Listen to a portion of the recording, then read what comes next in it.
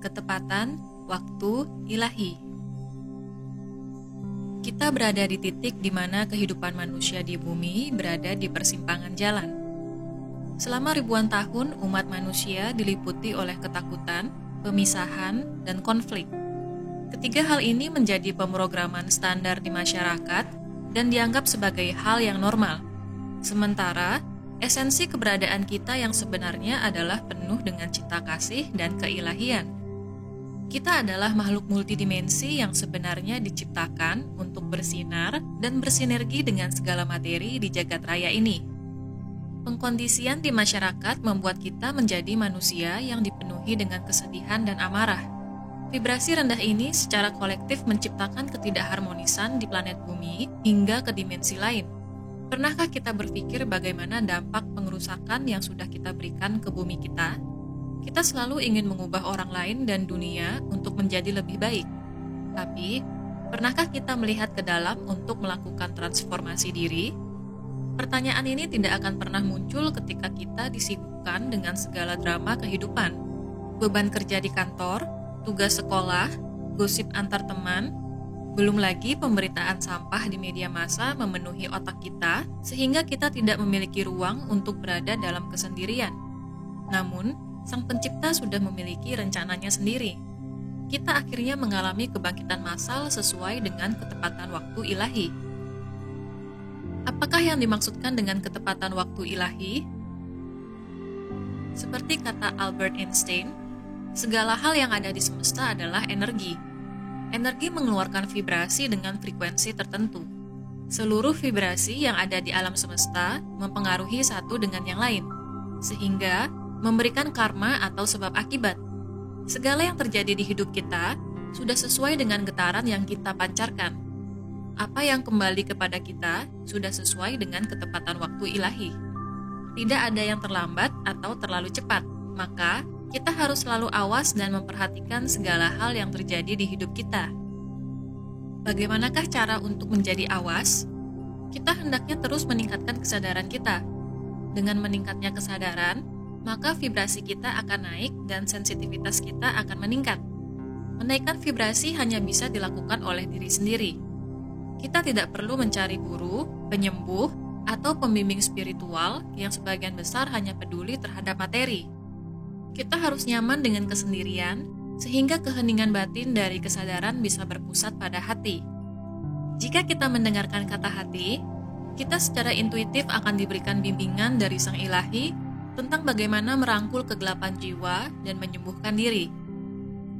Ketepatan waktu ilahi akan mempertemukan kita dengan jawaban-jawaban yang selama ini kita cari. Maka, mintalah kepada Sang Pencipta dan pembimbing roh kita agar kita diberikan kemudahan di perjalanan kebangkitan spiritual yang sedang kita alami. Dengan praktik spiritual seperti meditasi, berdoa, membumi, dan introspeksi diri, sedikit demi sedikit pintu hati kita akan terbuka untuk penerimaan diri. Kita harus menerima segala ego yang selama ini membuat kita sengsara dan memaafkan diri kita sendiri. Akui segala kegelapan yang selama ini kita lakukan adalah akibat ketidaktahuan dan kurangnya pengalaman jiwa kita. Sekali lagi, kesalahan adalah cara bagi kita untuk belajar. Orang yang tidak pernah melakukan kesalahan akan terus berada di fase yang stagnan. Maka, sadarilah kesalahan kita dan jadikan sebagai pembelajaran. Maafkan orang lain dan diri kita, karena ketepatan waktu ilahi hanya akan bekerja ketika ada peran aktif dari diri kita sendiri. Ketepatan waktu ilahi dalam kebangkitan spiritual tidak hanya terjadi kepada umat manusia, namun kepada bumi kita. Bumi kita memiliki kesadaran seperti kita, begitu juga dengan segala yang ada di semesta ini. Semuanya memiliki frekuensi sesuai dengan getarannya masing-masing. Untuk dapat terhubung dengan kesadaran ilahi, kita harus mengganti saluran radio kita dan mencocokkannya dengan saluran dari semesta. Hal ini hanya bisa dilakukan ketika kita meruntuhkan pengkondisian dari program yang lama. Kita harus memegang kendali akan hidup kita dan melepaskan segala hal yang membuat kita mengalami badai emosi. Satu-satunya jalan untuk mendengarkan saluran radio dari ilahi adalah dengan berserah dan penerimaan diri. Yang perlu kita ketahui, kesadaran ilahi bisa kita dengarkan sebagai pengetahuan atau kecerdasan yang tak terbatas. Kita bisa memahami konsep tersulit sekalipun ketika kita sudah menghancurkan pemrograman yang lama. Selama ini banyak orang merasa skeptis dengan spiritualisme. Hal ini dianggap sebagai sebuah legenda atau fase yang hanya dilalui oleh orang-orang yang sudah berumur. Hal tersebut adalah contoh dari pemrograman yang lama.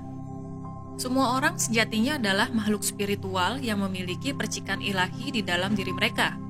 Kita sudah tidak bisa lagi menerima dogma atau doktrin yang mengatakan bahwa manusia adalah makhluk yang rendah, egois, berdosa, yang harus taat kepada aturan agama maupun adat istiadat demi mencapai surga.